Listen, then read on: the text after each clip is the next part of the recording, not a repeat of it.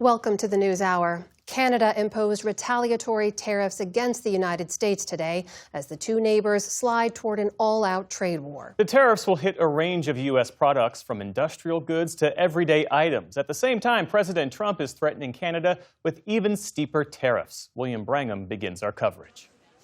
In Ottawa today, Canada's government had a clear message. It's firing back. Canada will meet the moment. Canadians will meet the moment.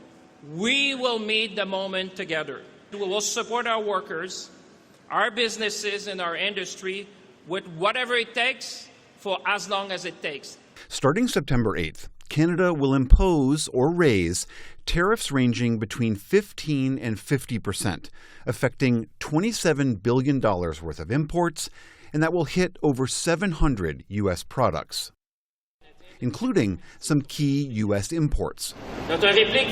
Our response will specifically target products in the sectors of steel, aluminum, household appliances, farming equipment, paper products, and electronics. Canada's retaliation follows the Trump administration placing 50% tariffs on roughly $20 billion worth of Canadian imports on Saturday, along with threats of more to come. President Trump said he'll impose 50% on steel and autos starting next year. And this clash between allies has gone beyond goods. President Trump wrote on social media that the U.S. doesn't expect to do business with the Canadian border province of Ontario, adding, quote, "The United States is giving serious consideration to changing the name of Lake Ontario to Lake America." To that, one Canadian official simply said today, "We'll always call it Lake Ontario. Period." But for all the rhetoric, Trump last night did acknowledge the U.S. relies on Canada for some key products like aluminum. You know, selfishly, we need aluminum in this country. We don't have it. We get it all from Canada for the most part, and we need it badly.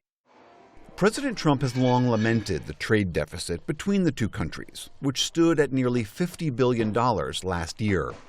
But for a trading relationship as big as the U.S. and Canada's, these tariffs still hit just a fraction of the roughly $800 billion of commerce between the two neighbors, which U.S. Trade Representative Jamieson Greer has echoed. At the end of the day, this is 5% of imports from Canada. It's 0.06% of our overall consumption in this economy. So there's no possible way it can really affect U.S. well-being.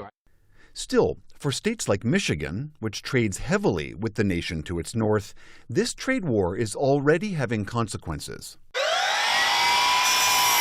Michael Howard says his furniture business has started losing clients. With a 50% tariff, all those costs have skyrocketed, and just that one project just cost our family thousands of dollars in profit, and which impacts the ability for us to put food on the table for our family. On the U.S.-Canadian border, where $2.5 billion in goods cross every day, the costs to citizens on both sides continue to grow.